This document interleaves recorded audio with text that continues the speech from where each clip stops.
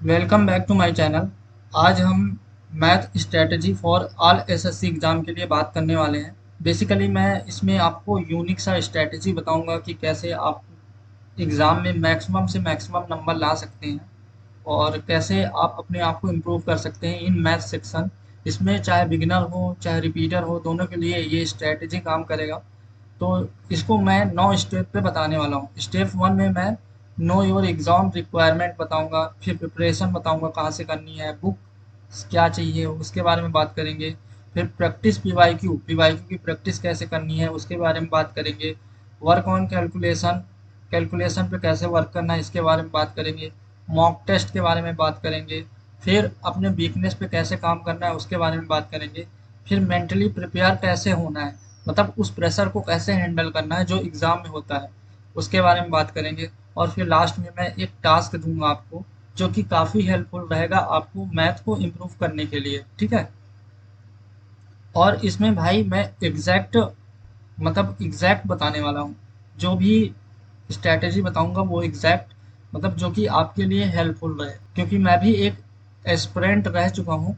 जिसके बेसिस पे मैं बताऊंगा, मेरे पास काफ़ी एक्सपीरियंस है। मैथ में मैंने 90 ऑफ 90 लाया है और 50 में 50 भी लाया है। सो मैं उसके बेसिस पे बता रहा हूँ, मेरा मैथ इम्प्रूव हुआ है तो उसके बेसिस पे मैं बता रहा हूँ। तो चलिए स्टार्ट करते हैं स्टेप 1 की ओर। Know your exam requirement. इसका कहने का मतलब क्या है? पहली बात तो आप एग्ज़ाम को समझो। एसएससी सीजीएल हो चाहे सीएचएसएल हो चाहे जो भी हो, ठीक है, एसएससी की एग्ज़ाम, पहले उसके रिक्वायरमेंट को समझो। देखो बेसिकली क्या होता है, इसमें मैं कुछ खास चीज़ आपको समझाना चाह रहा हूँ। जब एग्ज़ाम जैसे सीजीएल मान लेता हूँ एग्जाम्पल के लिए, ठीक है, सीजीएल, ठीक है, इसमें लगभग 34 लाख लोग फॉर्म भरते हैं, ठीक है, जिसमें 50% अटेंडेंस होती है। और उस 50% में भी 50% मान लो जो कि सीरियस एस्पिरेंट होते हैं, जो कि 2 साल 3 साल 4 साल ऐसे समथिंग होते हैं, कुछ फ्रेशर्स भी होते हैं, ठीक है। तो कंपटीशन आपको यहाँ के बीच में है, आप यहाँ कॉम्पिटिट करेंगे। तो जैसे कि आप सभी को पता है कि प्री में कितने कितने क्वेश्चन आते हैं, 25 क्वेश्चन आते हैं, ठीक है। जिसमें बेसिकली किसी ने नोटिस किया है कि नहीं किया, मैं बता रहा हूँ, मैं अपना एक्सपीरियंस शेयर कर रहा हूँ।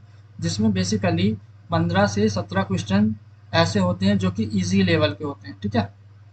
और 4 से 5 क्वेश्चन ऐसे होते हैं जो मॉडरेट लेवल के होते हैं। और जो बाकी के 2 से 3 क्वेश्चन होते हैं वो थोड़े टफ लेवल के होते हैं, ठीक है। अब देखो, इजी वाला क्वेश्चन चाहे 1 साल तैयारी किया हो, चाहे 2 साल तैयारी किया हो, चाहे 3 साल तैयारी किया हो, वो बना ले जाएगा, ठीक है। तो यहाँ तो आपकी कंपटीशन है नहीं। कंपटीशन यहाँ पे आपका 4 से 5 क्वेश्चन जो मॉडरेट, जिसको वाकई में सिलेक्शन लेना है, वो ये क्वेश्चन बना के रखता है, ठीक है। तो जो 4 से 5 क्वेश्चन जो एक्स्ट्रा होते हैं मॉडरेट लेवल के हैं, वो बना लेता है तो वो एग्ज़ाम क्रैक कर लेता है। अब आती है रैंक की बारी। अगर वो रैंक लेना चाहता है तो उसको ये 2 से 3 क्वेश्चन भी बनाने पड़ेंगे, ठीक है। तो आप सोचो कि आप कट ऑफ के लिए खेल रहे हो या फिर रैंक के लिए खेल रहे हो, ठीक है। ये रियलिटी है। ये मैं कोई फेक नहीं रहा हूँ, मैं कोई चीज़ हवाबाजी में बता नहीं रहा हूँ, बस मैं आपको रियलिटी दिखाना चाहता हूँ। आप चाहे कोई भी पेपर उठा लो, इसमें 15 से 17 क्वेश्चन वन गो में हो जाएगा। लेकिन जो मॉडरेट लेवल के क्वेश्चन है उसमें आपको थोड़ा सोचना पड़ेगा। और जो टफ लेवल के होते हैं वो स्किप, ये स्किप के अंदर भी आते हैं, ठीक है। ऐसा नहीं है कि इसको आपको बनाना ही पड़ेगा। कभी कभी ये ऐसे क्वेश्चन आते हैं जो कि इतना डिफिकल्ट होते हैं जिनको स्किप करना सबसे ज़्यादा इंपॉर्टेंट होता है। जो कि मेंटली काफ़ी स्ट्रांग होते हैं वो स्किप करते हैं, ठीक है।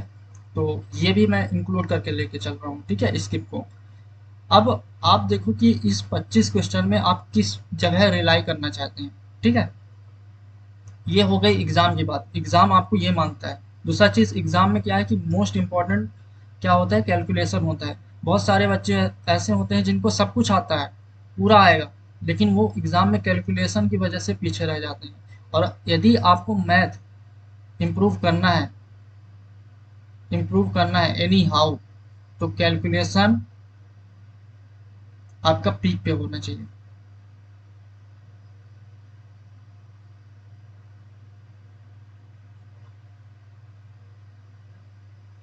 अब बात करते हैं प्रिपरेशन की।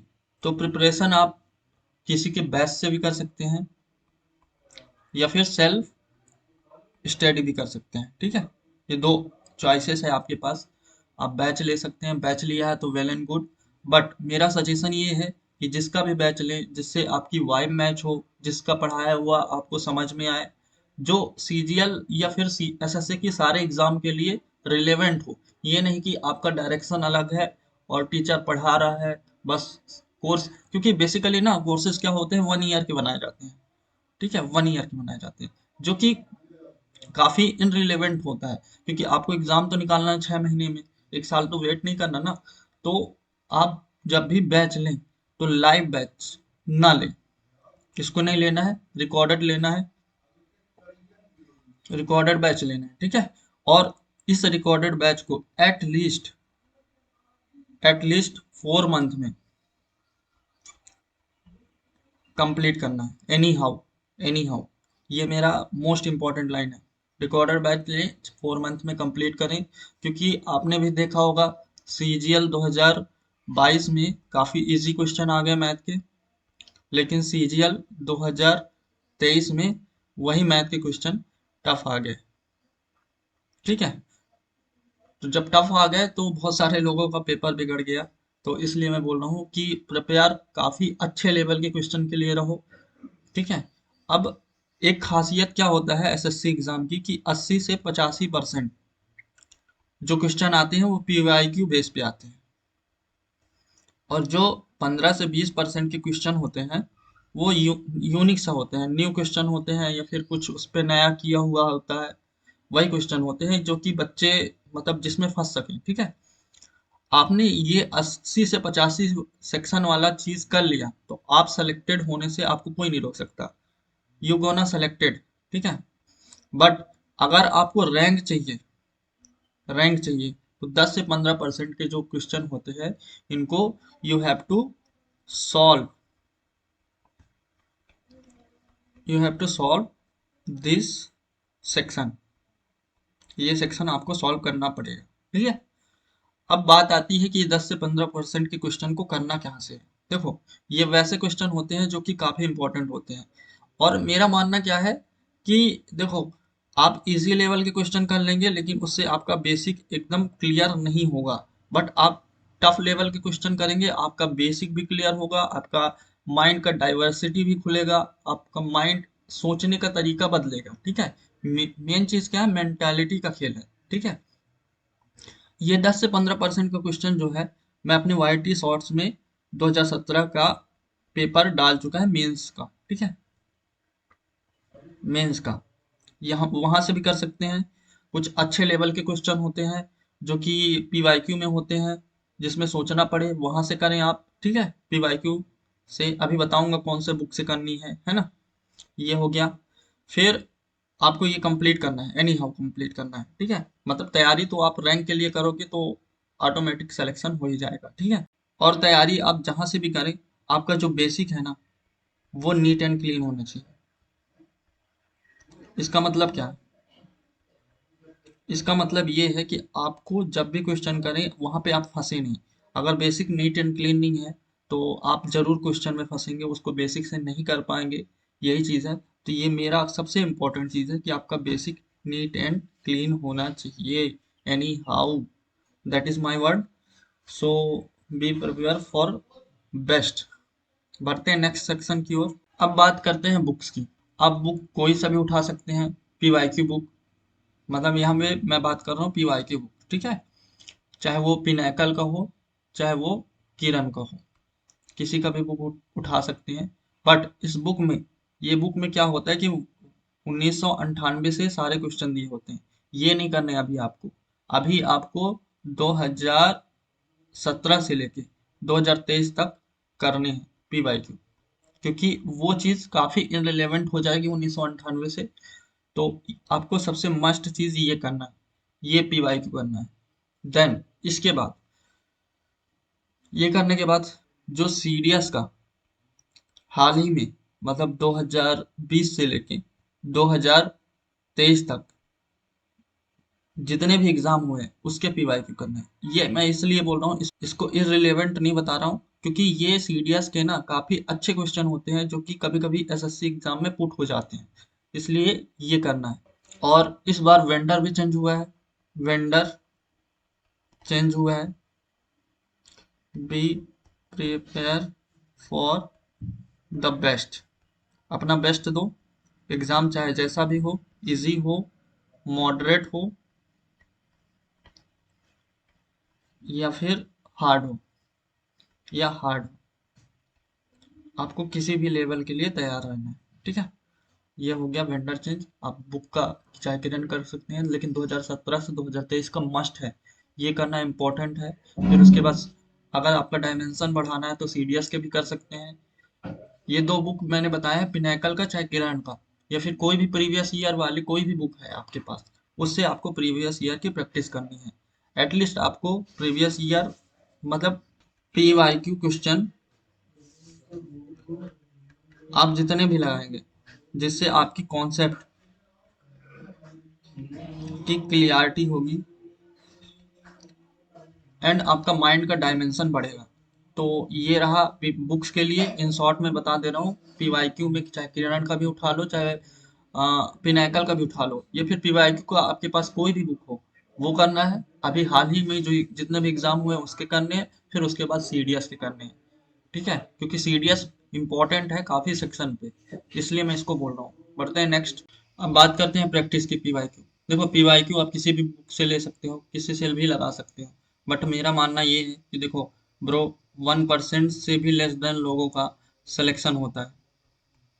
ठीक है, तो इसके लिए आपको प्रैक्टिस मोर करनी पड़ेगी, तभी आपको रिजल्ट दिखेगा, तभी आपको रिजल्ट दिखेगा। अदरवाइज तो फिर काफी लोग हैं इस कंपटीशन में जो कि टाइम पास करने आए हैं। तो मैं यही बोलूंगा कि प्रैक्टिस मोर करो, कोई सा भी बुक उठा लो, उसके पीवाईक्यू को एकदम लगा डालो। मैं अभी बोला ना कि 20 से लेके 23 तक, या फिर 17 से लेके 23 तक सारे पीवाईक्यू अच्छे से लगाओ।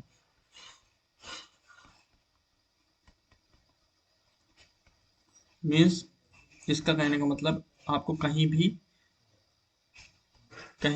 दिक्कत ना आए पीवाईक्यू में, खासकर जिससे आपका 80 से 85% कवर अप हो जाएगा।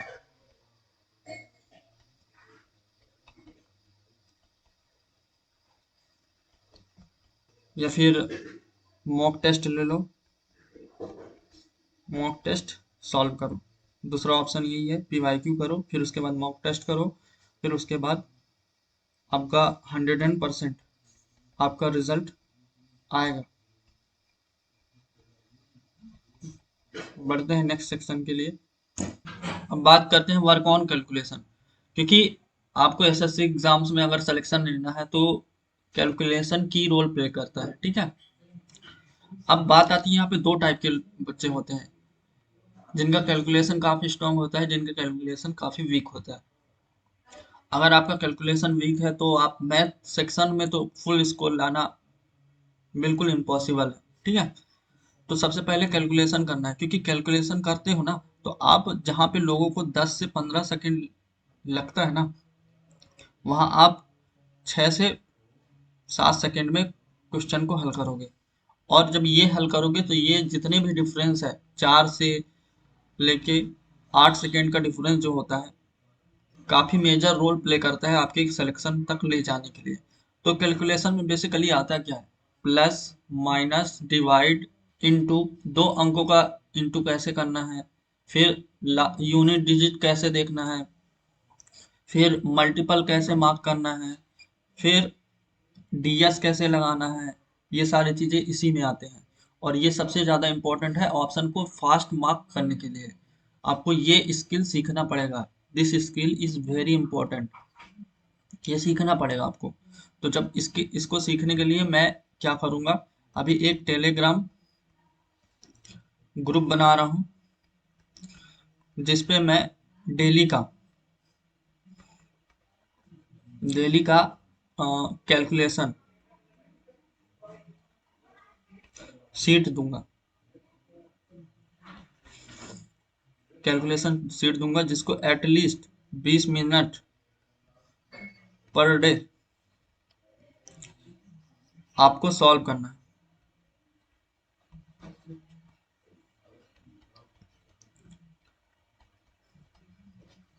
उस पे सब रहेगा, परसेंटेज भी रहेगा, फ्रैक्शन भी रहेगा, ये सारी चीजें मतलब जितने भी कैलकुलेशन के अंदर आते हैं, जो इन शॉर्ट में आपको करना सीखना चाहिए, वो सारे कुछ रहेंगे। आपको 20 मिनट पर डे करना है। 15 डेज आफ्टर आपको इसका रिजल्ट दिख जाएगा।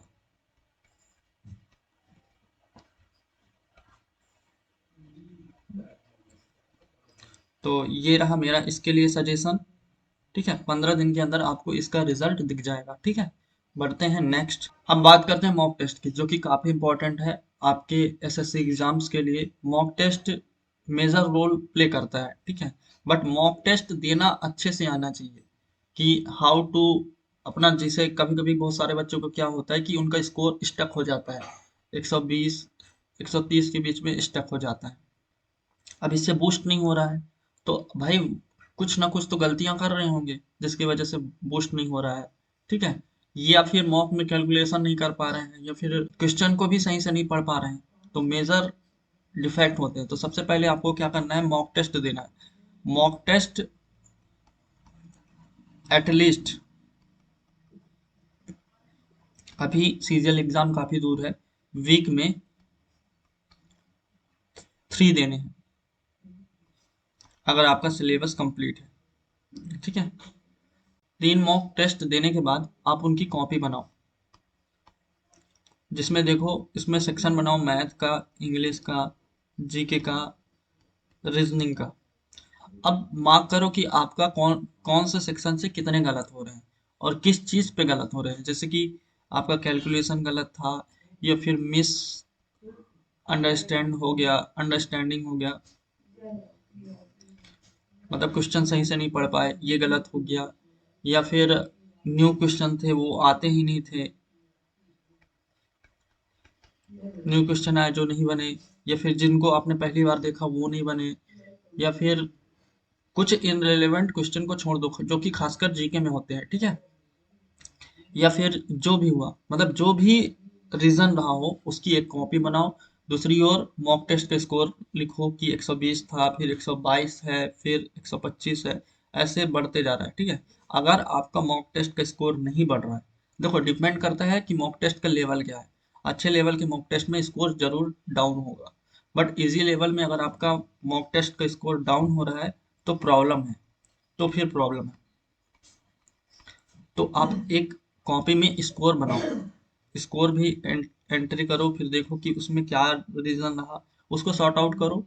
सॉर्ट आउट करने के बाद, जैसे कि मैं मैथ का मॉक टेस्ट दिया, मतलब मॉक टेस्ट दिया जिसमें मैथ के मेरे प्रॉफिट एंड लॉस के क्वेश्चन गलत हो गए। ठीक है, तो मैं क्या करूंगा, जिस टाइप के गलत हुए हैं, मतलब उसमें भी टाइप होते हैं, जिस टाइप के गलत हुए हैं एटलीस्ट 10 क्वेश्चंस मैं उसके सॉल्व करूंगा इंस्टेंट। जब एनालिसिस करो ना तब सॉल्व करना है, सॉल्व करना है, ये चीज सॉल्व करना है, मस्ट है। ठीक, ऐसे ही सारे टॉपिक के, जिस जिस टॉपिक के गलत हुए हैं उस टॉपिक के। अगर आपका 120 नंबर आया ना, तो मैटर ये करता है कि 80 नंबर कहाँ नहीं आए, इस पे फोकस करो, इस पे फोकस करो, तो जिससे आपका मॉक का स्कोर इंक्रीज होगा। ठीक, अगर मैं बोलता हूँ कि एडवांस मैथ से गलत हुए हैं, तो इसके सारे बेसिक रिवाइज करो, एंड फिर से रिवाइज करने के बाद 10 क्वेश्चन लगाओ, और देखना ये करने के बाद आपको with in 1 to 2 month after your mark your marks will be increase.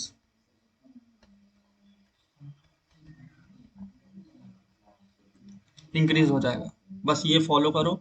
यही था मॉक टेस्ट के लिए। Step 7, work on your weakness. Work on your weakness का मतलब ये है कि आपका, मतलब आपका कहाँ पे मिस्टेक हो रहा है, आपको कहाँ पे दिक्कत आ रही है, वो चीज़ फाइंड आउट करो। जब वो चीज़ फाइंड आउट कर लोगे, जिससे कि मॉक में ही नंबर नहीं आ रहे हैं, जब मॉक में नंबर नहीं आ रहे हैं तो मॉक के लिए अभी बता दिया कि जिस टॉपिक से गलत हो रहे हैं उसके एटलीस्ट 10 क्वेश्चन पर डे लगाओ, जिससे आपका कॉन्सेप्ट भी क्लियर होगा और धीरे धीरे नंबर बूस्ट होने लगेगा। ठीक है, पहली चीज। दूसरी चीज, जैसे बहुत लोगों को क्या होता है कि मॉक टेस्ट में घबराहट होती है, और जो कि एग्जाम में भी होती है, मॉक टेस्ट में भी होती है, साथ में एग्जाम में होती है। तो इस चीज को मतलब खत्म करना है, क्योंकि माइंड को ना काल्म रखना है। काल्म रखोगे तभी पेपर अच्छा होगा। इसलिए सबसे बेस्ट है कि अपने वीकनेस पे काम करो। अब आपको पता है कि आपको कैसे करना है, ठीक है, आपकी क्या प्रॉब्लम है उस चीज को फाइंड आउट करो। फाइंड आउट करने के बाद उस पर काम करो,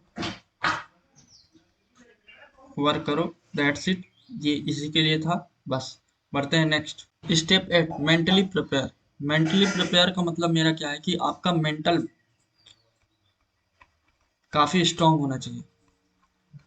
ये क्यों बोल रहा हूँ, क्योंकि देखो कभी कभी ऐसे क्वेश्चन आते हैं ना, जो जो आपको फंसा देते हैं, जिसकी वजह से आपके सारे एग्जाम खराब ही चले जाएंगे। मतलब आप अगर उस क्वेश्चन में फंस गए तो आपका एग्जाम नहीं निकलने वाला। मतलब कुछ ऐसे क्वेश्चन कभी कभी आ जाते हैं, तो आपको उस चीज को मेंटल से स्किप स्किप करने का आर्ट आना चाहिए। ये बोल रहा हूँ, आप इतने स्ट्रांग हो कि चलो ये क्वेश्चन मैंने छोड़ दिया तो इससे कोई फर्क नहीं पड़ेगा, क्योंकि उसको शायद ही रेयरली 1% लोग सही कर पाए। ठीक है। दूसरी चीज, मेंटल प्रिपेयर का मतलब ये भी है कि आप काम रहें एग्जाम देते समय, चाहे मॉक टेस्ट देते समय काम रहें। ठीक है। और आपको मतलब अपने पे इतनी बिलीव होना चाहिए कि मैं ये चीज कर सकता हूँ। I will do. Most important ये है कि आई विल डू, मैं ये कर सकता हूँ। आपका मेंटल इतना मतलब शांत रहे। और बस यही था। तो अब बात करते हैं टास्क की। तो टास्क मेरा ये है, देखो, एक न्यू बी है, मतलब नए बच्चे हैं। दूसरा क्या है, आपका रिपीटर है। रिपीटर है। तो न्यू बी के लिए मेरा ये है कि एटलीस्ट आप पहले सिलेबस कंप्लीट करो। सिलेबस कंप्लीट करने के बाद 50 क्वेश्चन डेली लगाओ। उसमें अर्थमेटिक भी इंक्लूड है, एडवांस भी इंक्लूड है। रिपीटर के लिए कि आप 100 क्वेश्चन डेली लगाओ, अर्थमेटिक और एडवांस इंक्लूड है। ये चीज करो आप। 1 मंथ करके देखो, आपको रिजल्ट मिलेगा। ये चीज मिलेगा आपको। मेरा बेसिक यही था, मैंने यही किया था। 100 क्वेश्चन पर डे लगाया था। 1 मंथ बाद आपको रिजल्ट मिल जाएगा। और बस मैं इतना ही कहना चाहूंगा, यही था स्ट्रेटजी। बेसिकली मैंने डीप में बताया कि कैसे क्या करना है। ठीक है। और रियलिटी यही है, रियलिटी को एक्सेप्ट करो, अच्छे के लिए तैयारी करो। And thank you so much. अगर थोड़ा सा भी अच्छा लगे तो लाइक करो एंड कमेंट करो, जो पार्ट आपको अच्छा लगे, and subscribe also. Thank you so much.